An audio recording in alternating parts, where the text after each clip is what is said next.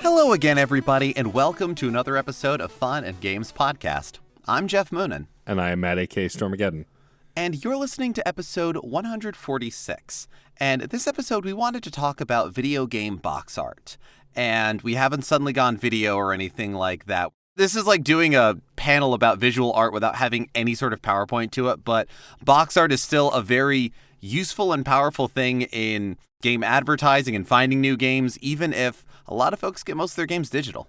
Yeah, so box art is a thing that was like, of course box art is an important thing 10 years ago. Now, some indie games never have box art, right? They have display art on the Steam page or whatever, but... Which is sort of what it is. Right, more or less, it's serving the same purpose. But when we were growing up, before the age of the internet, Geoff and I relied on magazine spreads and video game box art to decide if we were going to buy a game. And like, the earliest box art I remember is the Nintendo.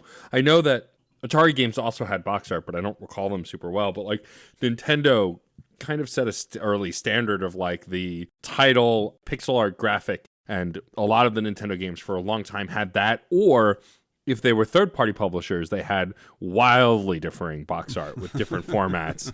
And like my earliest memories of box art were like when I got my Nintendo and it came with a pack-in copy of Super Mario and Duck Hunt, which had this like label that was like split between the two games, but didn't come with the box. It wasn't until many years later that I saw the actual box art for either game that came separately.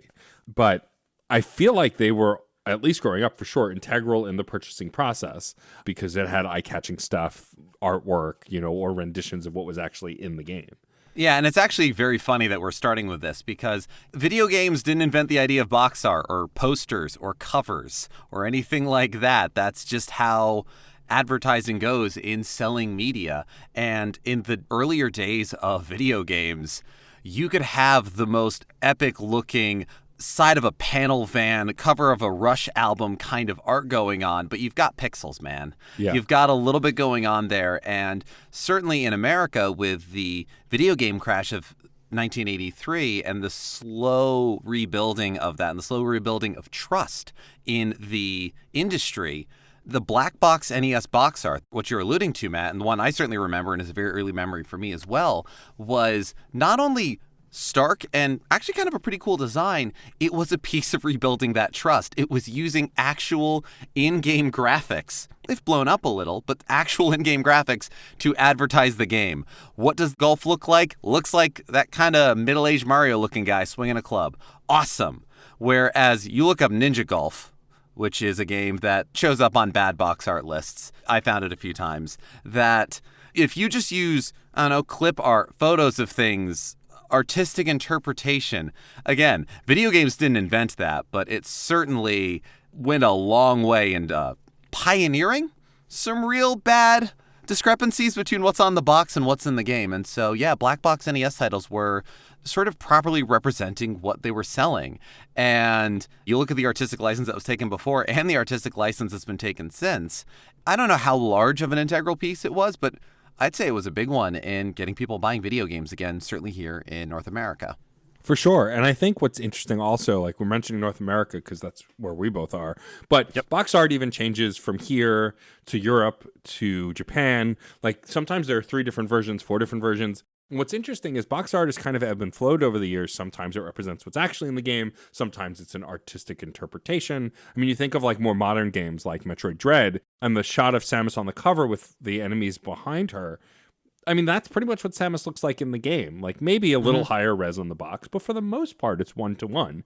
But then you have games like, maybe the original Mega Man game, for example, which has notoriously one of the worst artistic renditions of what a game is supposed to represent ever.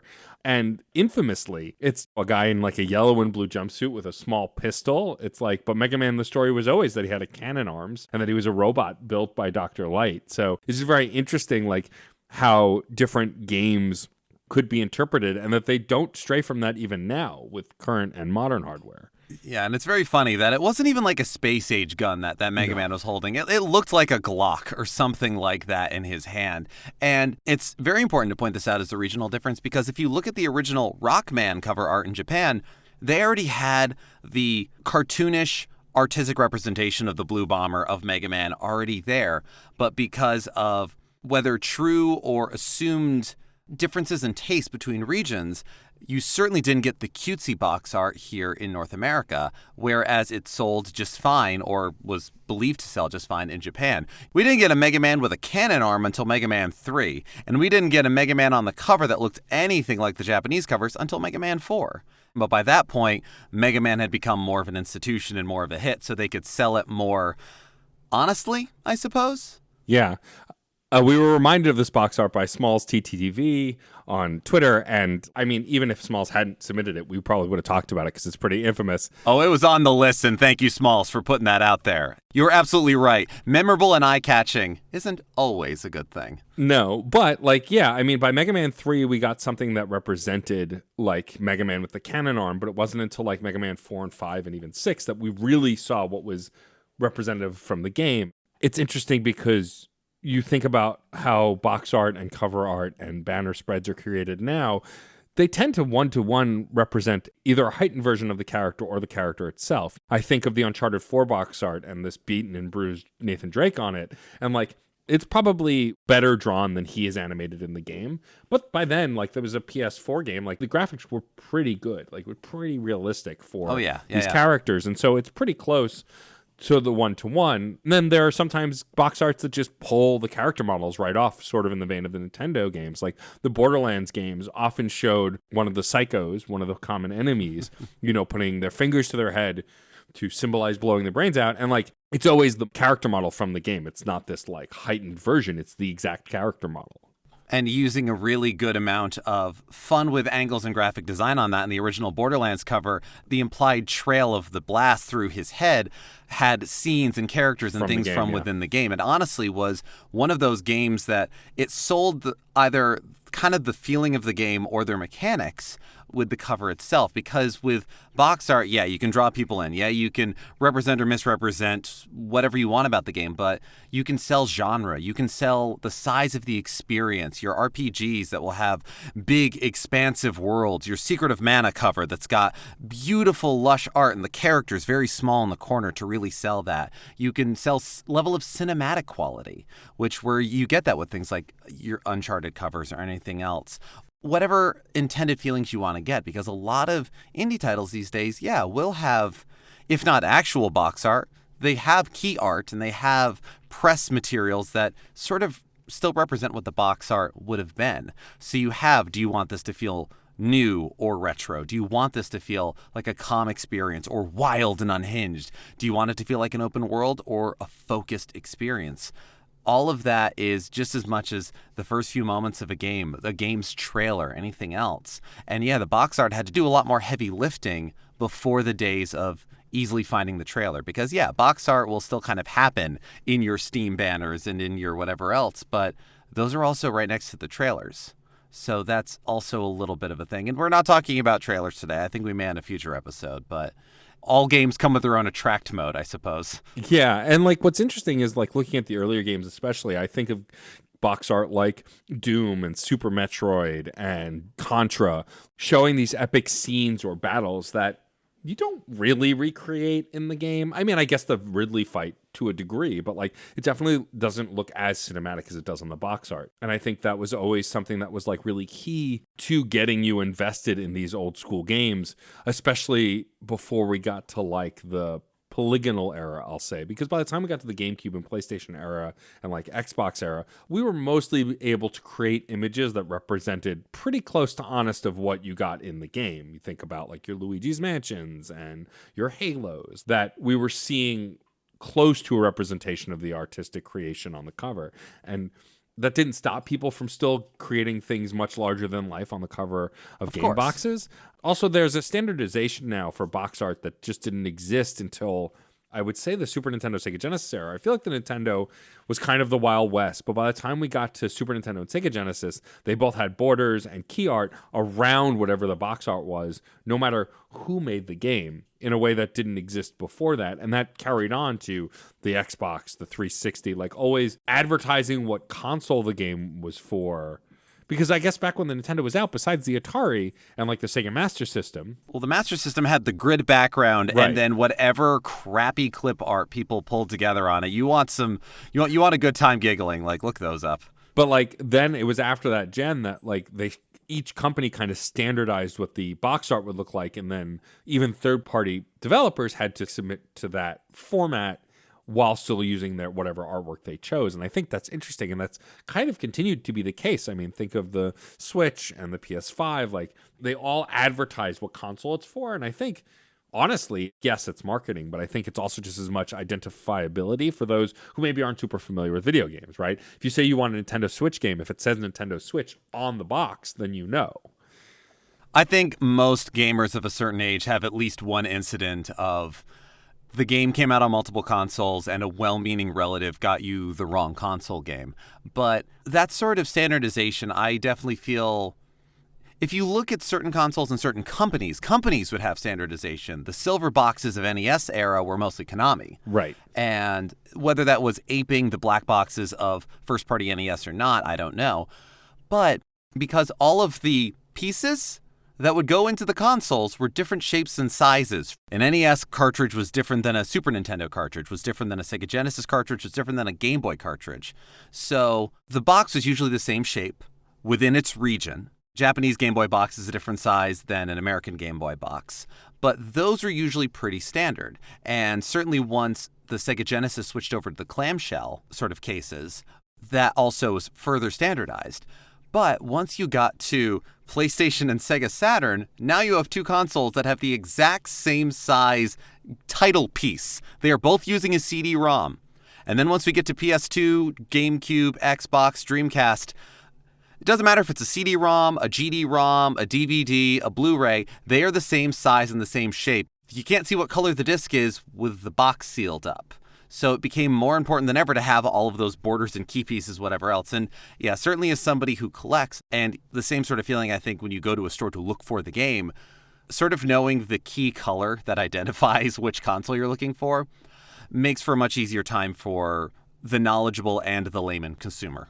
Yeah, it's something that's spelling out what the game is and making it really readily identifiable. I think it's something that's interesting that we also know as a result of box art is that often games don't have the same name in the same country as well, which is interesting to me. And like we touched on Japanese box art before, but like there's a running gag with Nintendo that for some reason Kirby is always warm and smiling on the Japanese box art, but he's just an angry little pink puffball on all of the American box art. And they don't change the art. No. They just give him angry eyebrows. Yeah. And it's just the strangest choice. And like, I don't know that it's even ever been articulated as to why. It just is a thing that exists, just in the same way that most Final Fantasy games on their Japanese box art, Amano's art is always showcased on the box art in Japan. But in America, it's like a collage of the characters or like a scene from the game. It's kind of a bummer that Anno's art, which is so great and always incredible for every game, is never featured on the box art. It's just kind of a bummer.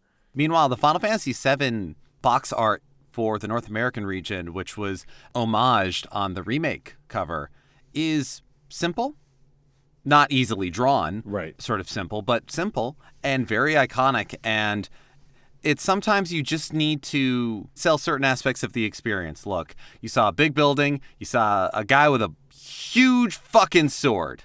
Yeah. I want that big fucking sword. You start with it. Yeah. Let's go. It's funny that the Kirby games with all of the determined look, I suppose is what it is. I guess it's meant to be more like effortful. Yeah. But because they don't change the rest of the art typically, those do a really nice job of articulating a little bit about what the experience is. Because Kirby can also take a lot of different forms. Yes. Right. Kirby Canvas Curse for the Nintendo DS. Whether he is smiling with big open eyes or very determined about things, he is still clearly a little ball that is being guided by a stylus. Kirby Air Ride, you are riding a star, you are racing around. And those are important pieces of selling your game. It's selling the character, selling the experience.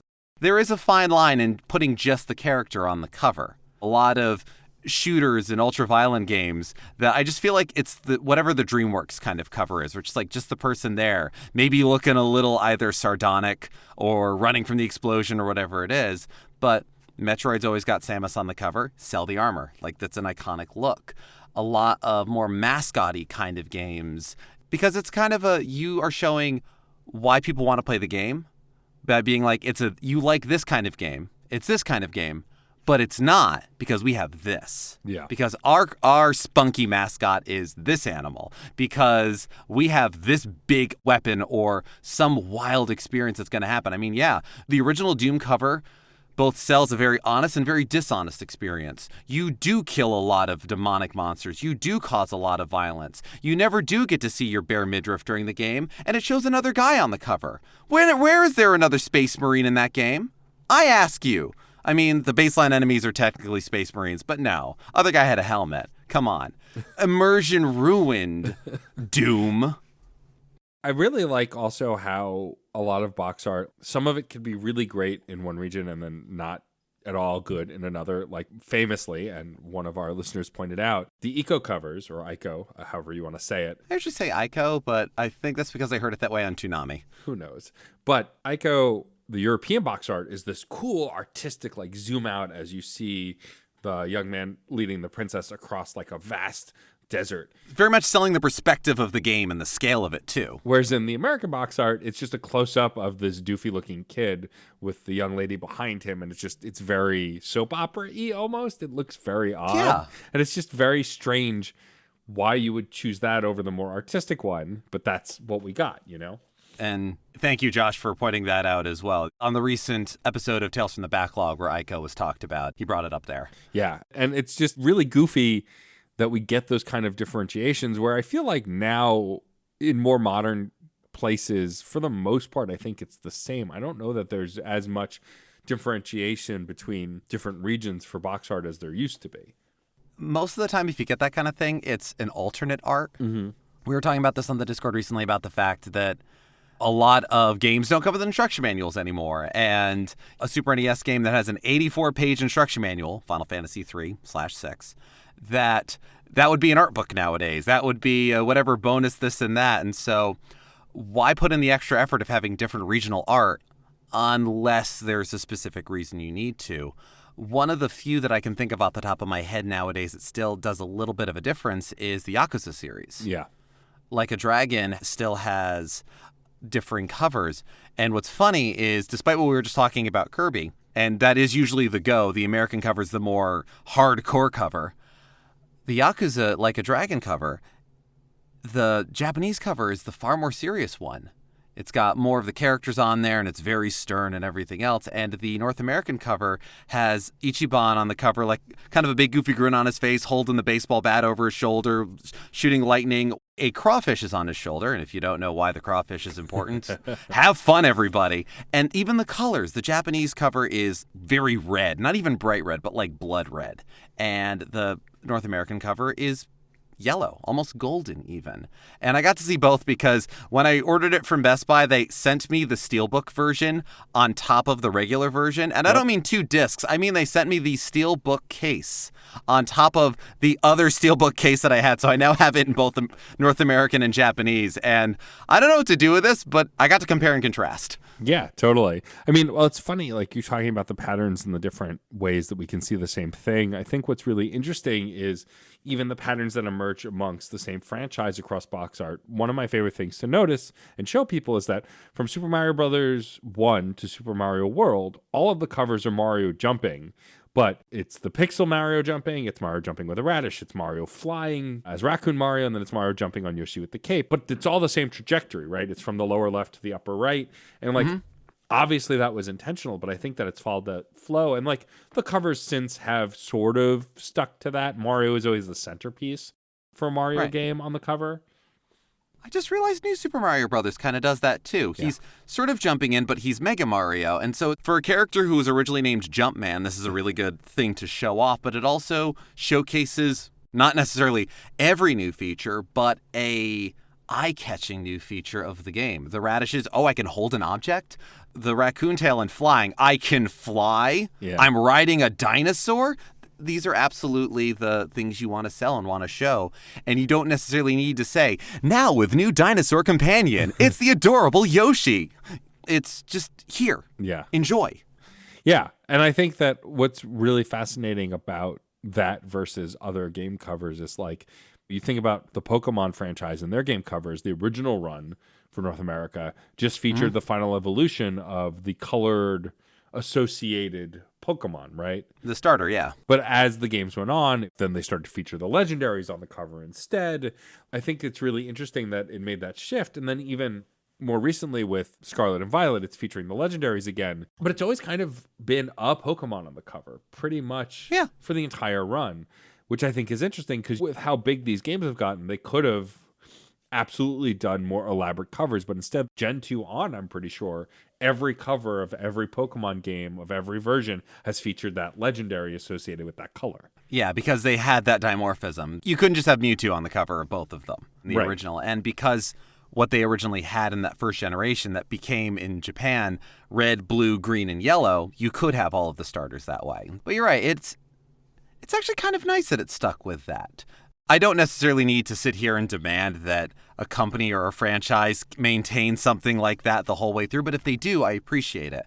Honestly, the Legend of Zelda, the first good handful of games, the NES titles, Link to the Past, Link's Awakening, even into the N64, shared a similar sort of, regality about them. Yeah. Almost seeming like they should start having illuminated manuscript around the title itself, while from Hyrule Fantasy, from the original Legend of Zelda, the art was more open world, more expansive, evocative illustrations of things. And everything sort of converged after a certain point, I think, around Wind Waker or so, and now we're all kind of on the same page. But it is always notable when certain franchises will stick with a certain look or certain something, whether because it's brand identity or because you know when you see it what it is. Pokemon, you know what? They could probably do whatever the heck they wanted with the covers. But it's, again, one of those series that has both changed wildly and changed not at all. And so keeping whatever big, cool cinematic Pokemon on the cover is going to be, that's how you sell it. That's how people know it's there. Functioning as intended. For sure. And talking about brand recognition, actually, I think about the old NES Disney games, all of them could have featured the pixel art, but instead they featured the cartoon characters from the popular cartoons at the time. You think about the iconic DuckTales cover or Darkwing Duck cover. Those just feature drawings of the cartoon characters by the original animators for the cover art. You think about the old Ninja Turtles games often had representatives of the old comics or artistic the first one. Artistic interpretations of the characters in the later covers. Or I believe Turtles 2, the arcade game, just featured the cartoon versions. And so yes, it did. I think that is very interesting when we talk about spin-offs or things that are coming from other media. Think about all the movie games, right? The original Batman movie game just featured the Batman logo from the original movie. Which was very much the movie poster as well. Yeah. They matched. Yeah. There again, you're tying that in. And it's handy with the Disney games especially because whether it was Capcom or whatever else, those honestly, the sprite animations, the graphics themselves, no matter if it was NES, SNES, Genesis, even the handhelds, actually really represented the characters well. Yeah. And I don't know if that's Disney overlooking them or anything else, but you know what? I don't need the pixel art to see it. You want to play DuckTales because DuckTales woo, and the NES is going to do its best, and they did a damn good job of it, too. Yeah, but I think also that, again, led to the brand recognition. You think about, third-party or comic book characters. X-Men had a very bad Nintendo game, and, even the Super Nintendo X-Men games, had the characters pretty much from the comics right on the cover. And again, I think partially it's they may not want to showcase the sprite work for whatever reason, or it just may be very as simple as they just want to show these interpretations we're familiar with. But I mean, even later movie tie-in games, we got a Scarface video game back in the PS2 era, and it just was the Scarface cover from the movie, right? You think about the Ghostbusters game, featured the Ghostbusters logo. It showed versions of the characters from the game, but I think wanting to stick with what's familiar so people go, oh, the Ghostbusters. I love the Ghostbusters. I'll buy this video game. Absolutely. This actually ties into something that I noticed when I was kind of doing my research for this episode. And I feel in particular this was a big thing during the Wii and DS era of Nintendo. But there's always going to be box art. There's always going to be game covers that are basically clip art. Yeah. Yeah. And those in particular, it felt like it was a lot of clip art on white backgrounds, even from bigger companies like Ubisoft. Mario Kart DS is basically that, but we forgive it because it's Mario Kart. We know what it is, and it's a really good Mario Kart. But speaking of Disney, Disney Channel had their Disney Channel originals had a lot of tie-in games on the DS, and it felt like white background. Let's just take some promotional photos and put them on there. Not even take new promotional photos, just use promotional photos. But they were also going by character recognition, I suppose, as well. Yeah, and I think while that was very common at the time, I think also sometimes simplicity sold a lot of games too. We talked about the black box, we talked about the graph, but even like one of my favorite games of all time, Sonic and Knuckles, literally was just the Sonic kind of blue outline of the black image of Sonic with his eyes, and then the red image of Knuckles in like a circle. And it was very simplified, but it sold exactly what this game was. Yes, and it also, those two very iconic, certainly at the time, silhouettes were locked together with like big old chunky lock-on teeth. Yeah. So there again, you were selling the mechanics and showing the mechanics of the game a little bit, or certainly something unique about it, while it also had the, patented lock-on technology kind of thing to it as part of the art. I love when games do that. And even, I hesitate to say lesser games, but lesser known or lesser vaunted games. To talk about the DS for a moment, and this was going through my own collection for examples. Have you seen the cover or seen the game Henry Hatsworth and the Puzzling Adventure? I've not. It is insane. I love it. It is a game where the top screen is a platformer where you're a very gentleman British adventurer with a monocle and a cup of tea and everything. Good show. The bottom half, the bottom screen, the touch screen, is a falling blocks puzzle. That's amazing. And things you do in the platformer cause blocks to fall, power-ups, things like that, and they do things for each other.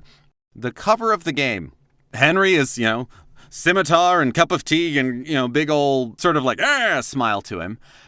And at the bottom of the screen are all the blocks, and those have faces on them and everything else. I'm like, even on the cover, Henry is above the blocks. Top screen, bottom screen. Not quite as cut and dry of the borders, but it is that. And you do look at it and you see the title, Henry Hatsworth in the Puzzling Adventure. Well, that's clearly Henry Hatsworth. That's quite a hat that guy has. There's puzzle stuff down there. How do these work together? What is this? Certainly got me to buy the game, and it was a really fun game. Is it for everybody? Is it incredible? No. Was it fun? Oh, goodness, yes. Yeah. I think that the variety in what box art looks like also lends to patterns that cross multiple franchises. We joked about everything being within Mario, but if you think about early Blizzard titles, like they were the face company, right? Like all of their box art had a face on it, whether it was all of the different races from StarCraft and the different expansions. Diablo, famously, the second game features Diablo's face on the cover. I love that cover. It was very much just what Blizzard did for their games. All of the Warcraft games featured Orc, featured Arthas. It was just very much their style. You knew it was a Blizzard PC game based on that style. But then you think about like what I like to call the face-off cover. There's so many games that show two characters going head-to-head. No More Heroes 3 did it most recently, but you think of like Bully or... I mean, Warcraft 1 and 2 had face-off covers. Right. Like, it's just very interesting that became a common shtick, I guess, for box art as well. And like, there was no rule that said, this is how you sell a video game. It's just kind of independently was like, oh, that was a good idea. Let's do that thing. I mean, you also want to sell as many characters as you can in some things, especially if you're very proud of your character design. There is something very fun in all of the sort of, for lack of a better term, very anime kind of character designs that have happened throughout all of video games, given Nation of Origin and everything else. And, I mean, honestly, the cover to Chrono Trigger is very anime. It's also very iconic, and it sells Akira Toriyama style, even in the early 90s. Maybe some folks knew what Dragon Ball was at the time, but it was very evocative and very cool. And then you'll get games that have so many characters to them, and it just feels like you wanted to see how many anime characters you could fit on this cover at once. And this is my controversial take of today. There is such a thing as too anime. Not in its designs itself, but in the execution. I'm even thinking of, like, let's go back to that moment of saying how trailers are a little bit locked into the box art experience now.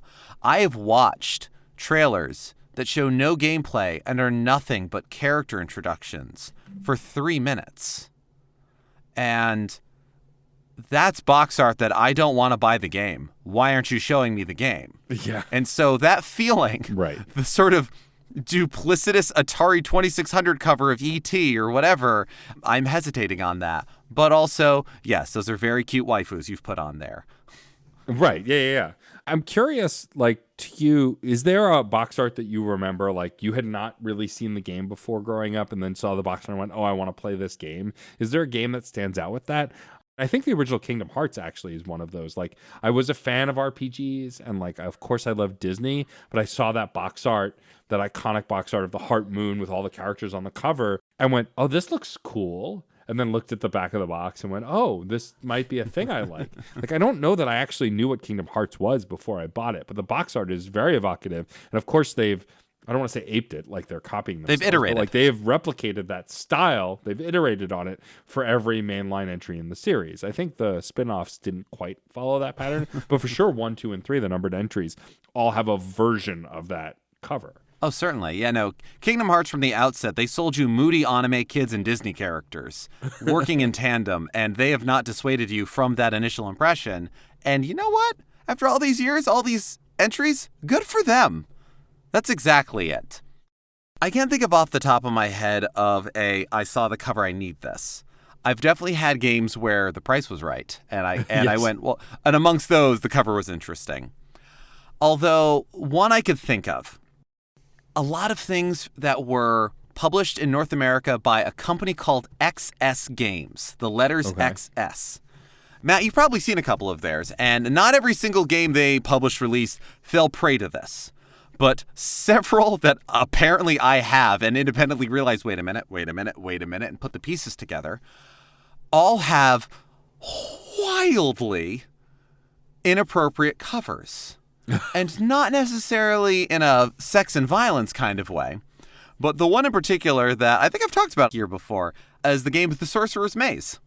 Yes. This is an XS game, a game that you look at the cover and you think it's, well, from the title, and it's got kind of if it's been a while since you've looked at the Chessmaster 3D box art, you might think that they pulled clip art from that, like that kind of old wizardly man, and like there's 2 kids on it, and maybe it's a bit of a Harry Potter thing, but not really, and one of the kids has like headphones on, I guess, and like they're clearly pulled from different sources. I don't know what's up with this. The game I love playing with people is showing them this cover and going, what genre of game do you think this is?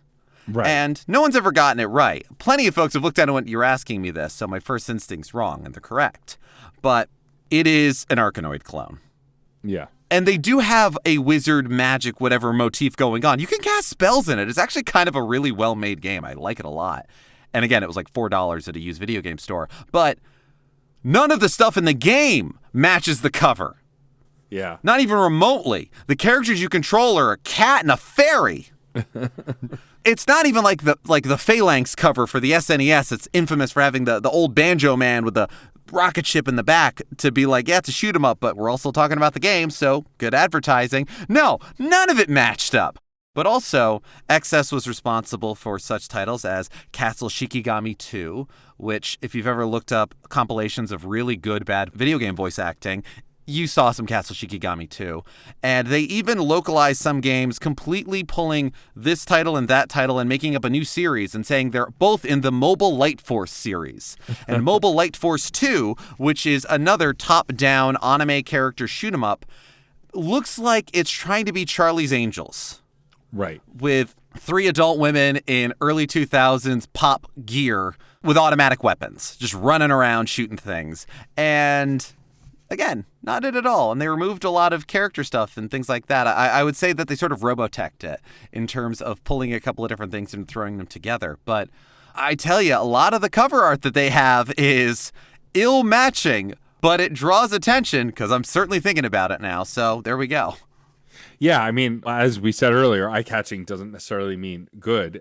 That said, the most memorable cover art are the more unique ones, I would say. Like, I loved Spider-Man Miles Morales. I thought it was a great game. I really love the first PS4 game as well, but the cover is just Miles Morales on the cover, charging up a Venom shock in one of his fists. Pretty standard as far as video game covers go. Right. So, like, while I remember the game and I really love it, the box art, because I'm looking at it right now, I remember it. But if I had to pull it out of a hat, I don't know that I would. I mean, it is iterating on the first game's cover, which had Amazing Spider-Man on cover. But also not quite as memorable.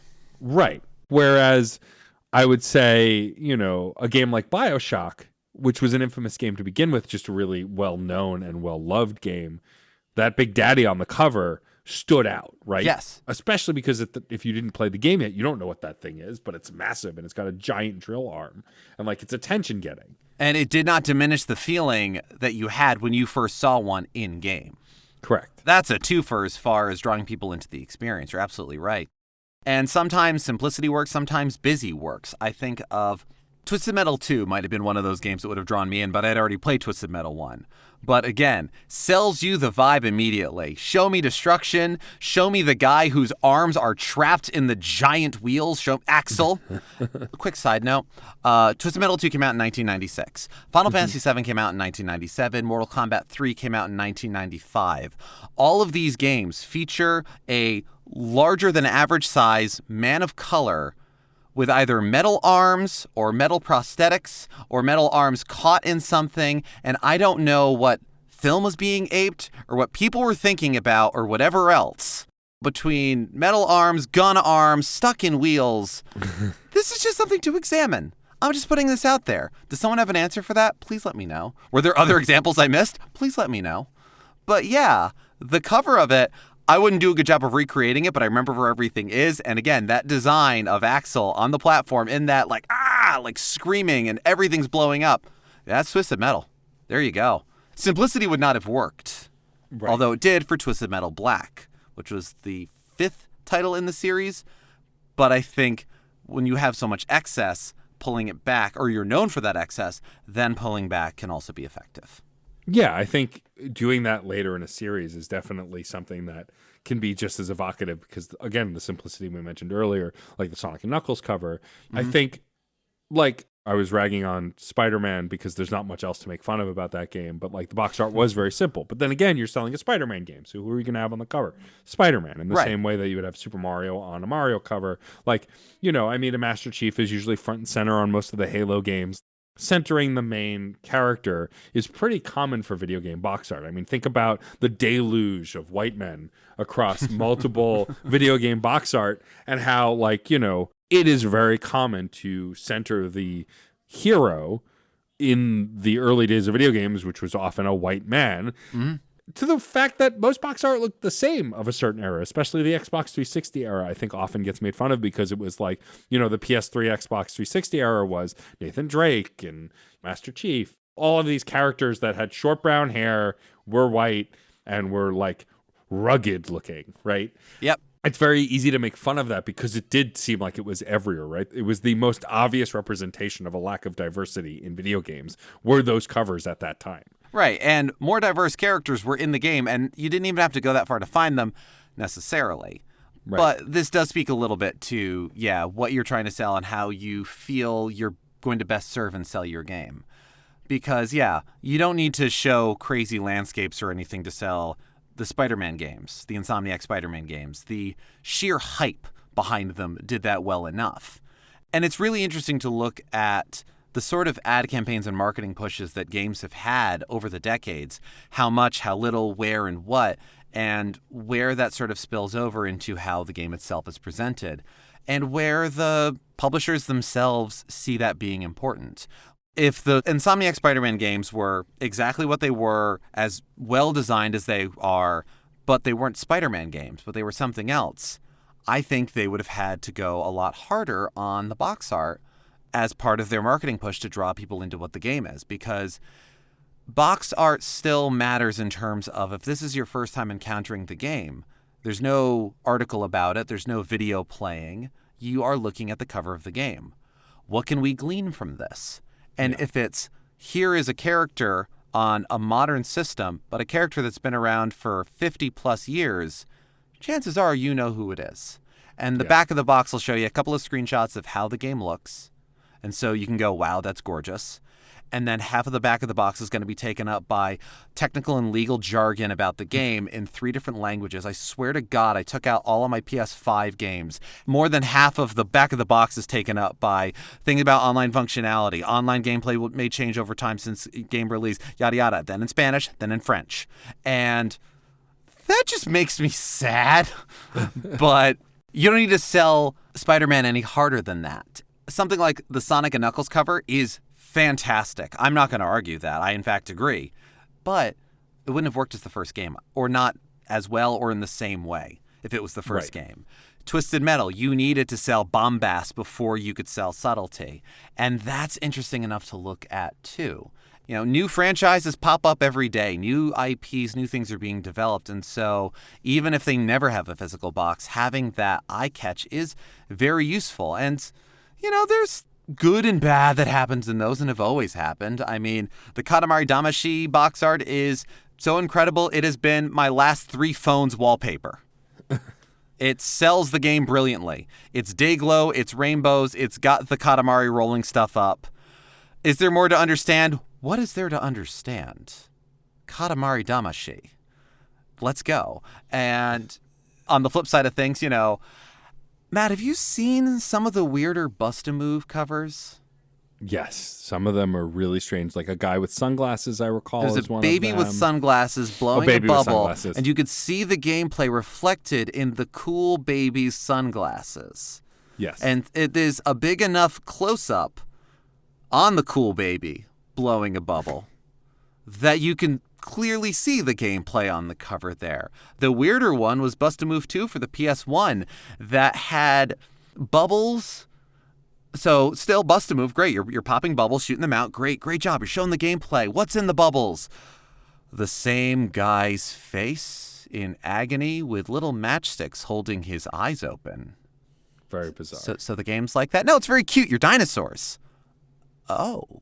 Apparently, I did actually see the ad that this art was used for, and I think it was they took the ad art and just slapped it on the North American cover and didn't mean to. But it's always fun to have those times where like, this is really weird box art. Wait a minute. Why do I recognize that? Go to my shelf. Oh, yeah. We really like Bust-A-Move in this house. Just never really thought much about how absolutely nightmare-inducing the covers of these adorable dinosaur puzzle games are. Yeah. It's funny, you talk about how it's important for these things to be eye-catching or even weird in the case of Bust-A-Move. Like, most of my early video game experience until maybe about 5 or 6 years ago was going into a video game store and browsing the video game covers. Yeah. Like, often I knew what game I wanted, but if I didn't, I would look at the covers. And see what was there. And, you know, I've been pretty knowledgeable about video games for a long time, but you know, even when I was a kid, it's like you walk through the store, you look at the boxes, something catches your eye, then you look at the back of the box and see all the screenshots and descriptions and whatever else. And absolutely. But that said, we talked about the digital storefront banners and the key art. Like, I think it's still important, but it's definitely not as important. Mm-hmm. And also, when you look at your Steam library, you can't scroll through a series of faux box art. I think it would be a cool way to display it. There's some launchers that do that, but you're right, Steam doesn't. But then the Steam Deck does, right? Mm-hmm. The Steam Deck does convert the key art most of the time into like a pseudo box art. And I think it's just interesting that in the digital space, like the first thing that's getting your attention is probably a trailer or a screenshot or an article of some kind. Right. Whereas that wasn't the case when we were buying more physical games. And like physical games are still being made and still being sold. I've still bought a bunch. We know that's all Geoff buys whenever he can. Whenever I can. And so like I think it's still important in the marketing of a game, but I don't feel like the video game box art is the same priority as it used to be when we were growing up. And that might also be why things like Insomniac Spider-Man, and I don't mean to keep picking on it, but it's just an easy comparison. Like, it might have been that simple also because they're like, who cares what the box is? Pretty much. It's Spider-Man, and we're putting out trailers and all this other stuff. The box art doesn't have to do much selling. We just have to put something on it. No, the great performance of the people playing the characters and of the game itself are selling the game. And no, you're absolutely right, Matt, because if you are going to a digital storefront, very few people are going alphabetically through everything on the storefront. Who's got the time for that? Even if whatever medium you are using to browse the digital storefront has no lag at all, you're going to be there a while. So you are going to be algorithmically driven to new games. You'll get people who like this game also like, based on your Steam library, based on whatever other things are going on under the hood. And so you will find new games. And thus, sometimes having that eye catch is important for a lot of things. We size up a game based on how well put together the key art might be or anything else. But yeah, you go to a brick and mortar game store, you go to a convention where people are selling secondhand games, whatever else, that is where you're going to have those moments of, what the hell is this game? Okay, here's a game that I bought purely on the title and the box art. Tom Mason's Dinosaurs for Hire. For the Sega Genesis. I was trying to think of games that from my childhood that did these things, but no, this was past couple of years, something that Sarah and I found at a used video game store. Again, just browsing through Genesis games, saw it, went, I'm sorry, dinosaurs. Tom, what the hell is this? Based on a comic book? Okay, why are there anthropomorphic dinosaurs in suits? What the hell is all of this? Yeah. And we went, I don't know, maybe we shouldn't. And we didn't have great service on our phones there, so we couldn't quite look up a review. And it was just out of that price range of we'll buy it on a lark. You know, If it's a $5 or $8 game, screw it. If it's terrible, we're already getting our money's worth. But it was like, I don't know, $15, $18. And it's like, that's fine. We could afford that. But what if the game's really bad? We put it back, we leave, we get service, we look up everything about the game, we're like, we screwed up. Yeah. This game's still not going to be great, but it's going to be a really good time. And so we had to wait until we found it again, and we did. And oh boy, it's fun. But yeah, that was one where I would not have found Dinosaurs for Hire on Steam. No matter what weird games I play or things I do, that's not necessarily going to pop up for me. Maybe if I went to a storefront and just went, show me dinosaur games. That's also a bit of a pitfall, because that's going to if I can curate my searches as well, I'm going to be more discerning. I'm not necessarily going to cast as wide of a net as you or I or anyone else might when they go into a shop and go, well, what's out for PS4 right now? Oh, they got some retro games. Cool. Let me see if they got any that for any systems I've got or anything like that. That's where the box art is really going to earn its keep, I suppose. Yeah, and I mean, there are versions of that also even on the digital storefront for the consoles. Think about when we buy Nintendo Switch games and PS5 games and Xbox Series X games, the console title is still too long. Yeah, no, it absolutely is. It is usually a logo that represents something from the game. Sometimes it's simplistic and sometimes it's not. I mean, like for Jedi Survivor, which I've been playing currently, it's kind of this like old school Jedi relic etching of like a lightsaber with like a little circle around it. Iconography, yeah. Whereas like Spider-Man, I think, was just the same cover art. It was just the Spider-Man swinging, midair. Yeah. And I think it varies depending on game. Some you can see better than others. I mean, my favorite thing about the Switch library is while it is simplistic, you do just see all these logos, all these icons for the different games, and they all look really interesting. The Coffee Talk 2 one looks very much like an anime kind of almost manga cover, which is really neat because that's not really the style in-game, but it is pretty cool for the cover. But it does sort of sell how the game feels in its way. Right. I think of a lot of the Metal Gear series, and I feel any of the covers that use like either Yoji Shinkawa's actual art or Shinkawa-like art really leans into the feel of the game.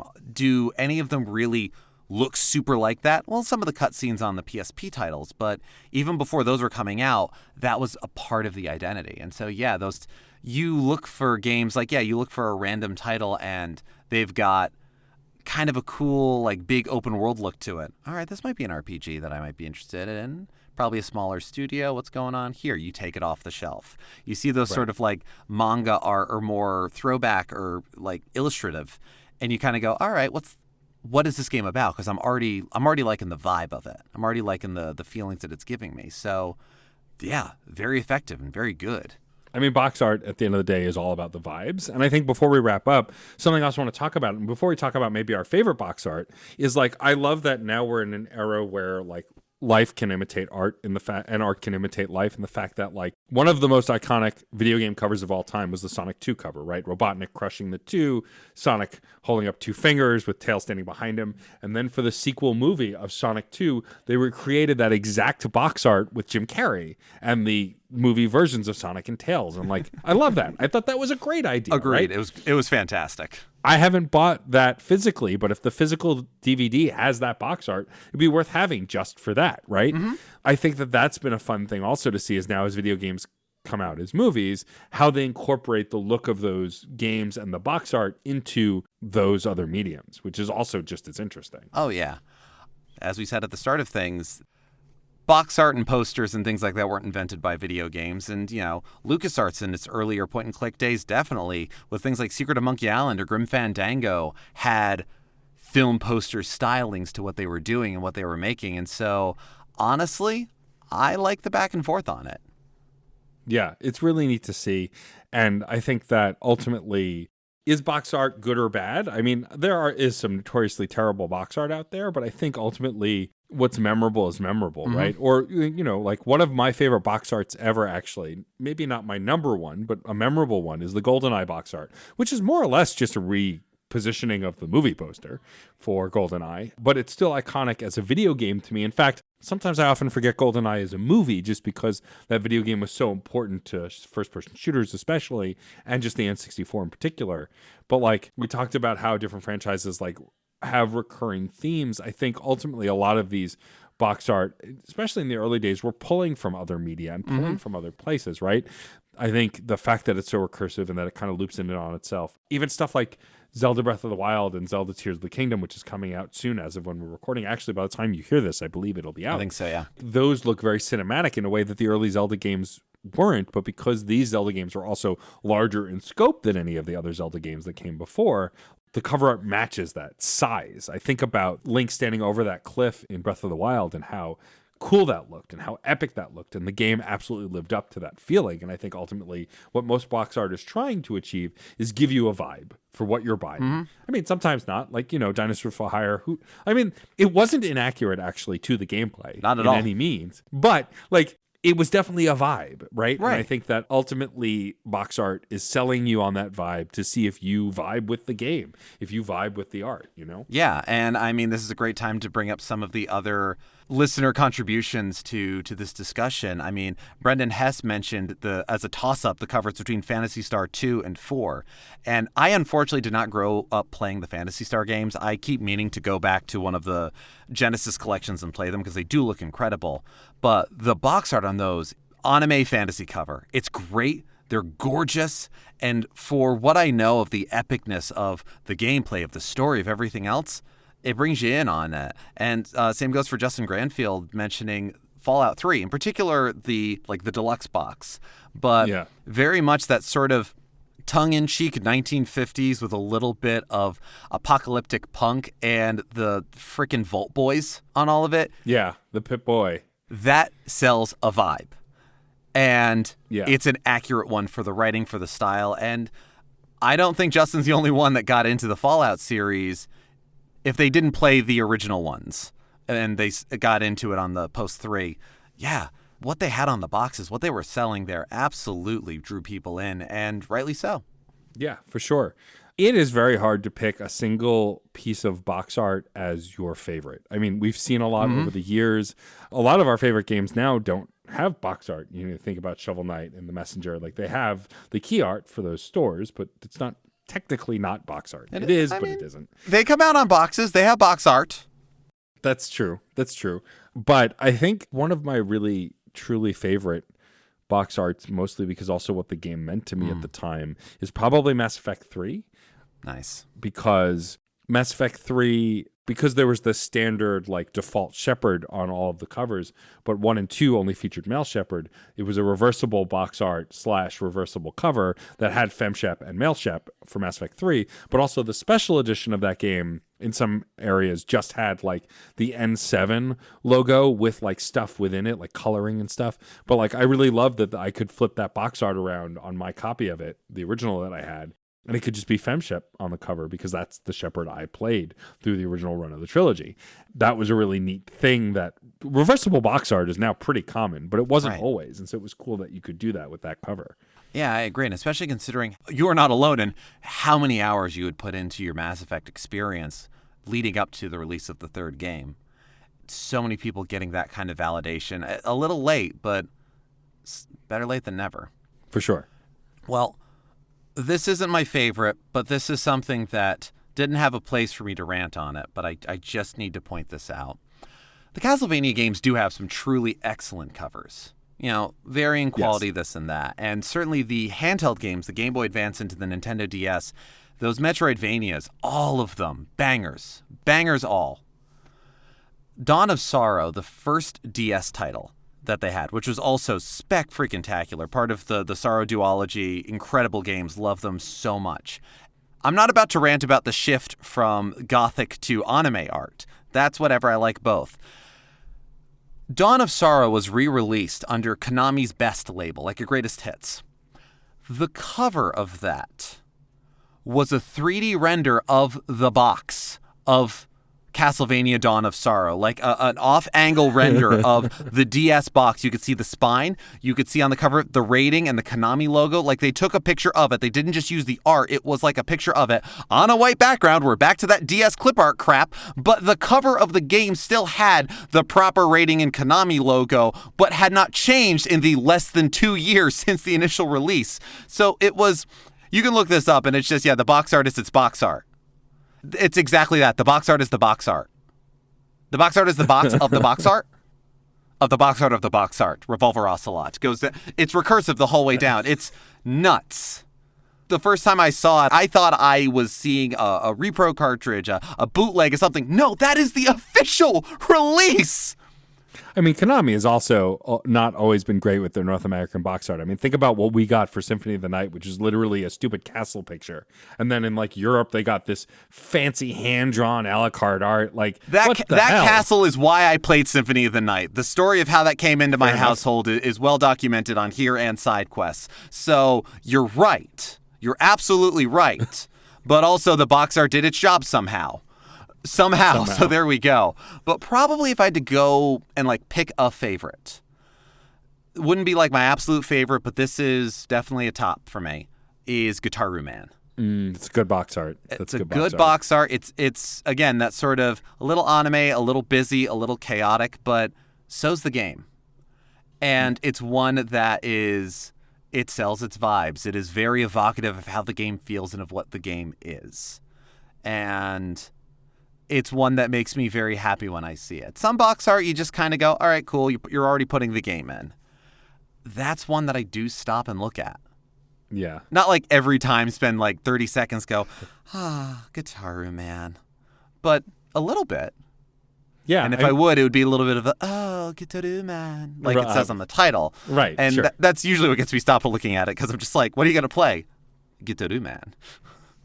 But yeah, I mean, I think that iconic is also important, and like the people who know that game know that box art. It is impossible to know one without the other, right? Like, agreed. It is very much of an era, because it was PS2, right? Yes, it was. Yeah, like it's of an era where like those physical chunky boxes were like a part of the entire experience of playing a video game, right? Cracking those boxes open, which we do less and less these days. Yeah, and it was big enough that it's like a vinyl record. You want the big art on it somehow. Like if you could go just very plain, but why? Or that's a waste of whatever, unless you're very confident or you've got something already set up for it. Yeah. And the PS2 definitely had some great and some truly heinous stuff. For sure. And I think that for years to come, even for banner photos and icons on the dashboard, we're going to iterate on things that came before while still forging forward to create something new. And I hope that boxes never go away. Like they keep threatening that eventually it's all going to be digital, and I really hope that doesn't happen. I hope that we have an avenue for both. I do love that companies like Limited Run are making boxes for games, getting boxes for Hades and other, Supergiant games and Shovel Knight and all sorts of stuff. Like, I appreciate that there's still an outlet for that. I'm curious though, for our listeners, if they have a particular favorite box art. Some of our listeners did write in on our Twitter question. We're going to try and do that more for these broader topics when we plan in advance, which we don't always. But like, I'm curious if there's like, when you think of video game box art, if there is a box art, both good or bad, like is the first thing to pop into your mind, right? Like for me, Super Mario Brothers 3 is pretty prominent because it's one of the first Nintendo games I remember going out of my way to buy. Like came out after I was aware of video games and going, I want that. I want the yellow box, right? I remember getting that for Christmas, and I wasn't even the one to open it and knowing from across the room what it was. Right. So let us know. Was there iconic box art that you really loved? Are there series that we didn't mention that have some of the best box art in the biz? We weren't going to mention every franchise. It's just a physical impossibility. But there's definitely favorites that we all play, and like talk about why those box arts or games were important to you, or why you hated them, or why you thought they were the most hideous box art ever of all time. Absolutely, because we are bringing our personal experiences on here. We did our research to get things together, but for me, a lot of it was just reminding myself of what I've seen because, lots of games, lots of covers, and sometimes just seeing the cover again then reawakens all of those feelings that were long held dormant. And help us out with that. Let us know the games that you bought purely by looking at the cover or reading the back of it, or turned you away and you absolutely regret it, or what box art should more people suffer through? Or what box art should more people enjoy and revel in with you? Please let us know. And there's so many great ways to let us know. You can find us on Twitter and Instagram at funandgamespod. You can email us at funandgamespod@gmail.com. You can go to certainpov.com where you'll find not only a permanent invite link to our Discord server, but also all sorts of other fantastic Certain POV shows. If you want to support us in that way, you can visit our Patreon, patreon.com/funandgamespod, and you can let us know things there. You can support us there as well. You can see what we're putting out, let us know things more directly, or if you have the means and the inclination, help support us in what we're creating here and creating more things, and maybe even put yourself up on the high scoreboard. We'd like to shout out our high scoreboard today of Alex Lavelle, Case Aiken, Daniel Needon, Alejandro Alves, Film It Yourself, Patrick Edwards, Rob Tremarco, Robert Proyne, and Sean Bowen. Thank you so much for your support. Please enter your initials. They will be on the cover, but we also put a sticker over it that says featuring Dante from Devil May Cry. And then we put your name in the other corner, but then we covered that with includes funky mode. Oh, yeah, absolutely. And one of you randomly selected will be Aunt Knuckles. Aunt Knuckles, exactly. We will not rest until this is more crowded than the Game of the Year edition of Batman Arkham City. Covered in review blurbs, company logos, bonus content lists. It's its own advertising page, now on your game shelf. But yes, thank you for those supporting us on Patreon. If you would like to support us on Patreon, of course, supporting us at any level helps, $3, $5, or $10 level, whichever you prefer. We also have a ton of bonus content over there that we've created over the last few months, and we will continue to create. Jeff and I, as we have more time and less sanity, are deciding to take on more stuff. And so you will only see an influx of bonus thingamadoos on, that's the technical term, on the Patreon as well. Absolutely technical, yeah. Also, if you want to get early access to episodes like this, the patrons get them as soon as they're edited, which is sometimes the day before, sometimes 3 days before. Who the hell knows? Sometimes it's an hour before. Right. But no matter what, you get it early. So you get that look behind the curtain of how mad we are right now. Pretty much. Please also, if you have a moment, rate and review us on your podcast platform of choice. I include in the show notes a direct link to Apple Podcasts and Spotify, which are the best place to rate us / review us. It helps us to get featured and more folks to find the show. And again, as Jeff mentioned earlier, there is a direct link to our Discord server in the show notes. Join in the conversation there because we do talk quite a bit about video games, TV, movies, comic books, all sorts of stuff, along with the other folks who make incredible podcasts over on the network. Yeah, no, and whether through review, whether through joining us on social media, on the Discord, wherever else, the past few episodes have really enjoyed getting to hear from some of you more directly about the things that you love, about what we're talking about, because we're talking about things that we love, and being able to share that and put that out there, because that's part of what this is. This is a conversation. Thank you for being a part of it. I'm Jeff Moonen. And I am Matt A.K. Stormageddon. And happy gaming. Hey there, Screen Beans. Have you heard about Screen Snark? Rachel, this is an ad break. They aren't Screen Beans until they listen to the show. Fine. Potential Screen Beans. You like movies and TV shows, right? I mean, who doesn't? Screen Snark is a casual conversation about the movies and television shows that are shaping us as we live our everyday lives. That's right, Matt. We have a chat with at least one incredible guest every episode, hailing from all walks. We've interviewed chefs, writers, costumers, musicians, yoga teachers, comedians, burlesque dancers, folks in the film and TV industry, and more. We'd be delighted for you to join us every other Monday on the Certain POV Podcast Network. Or wherever you get your podcasts, fresh and tasty off the presses. What? That's not... Can I call them Screen Beans now? Fine. Screen beans. So tune in and we'll see you at the movies or on a couch somewhere. Because you're all screen beans now. She will be mine. CPOV. CertainPOV.com.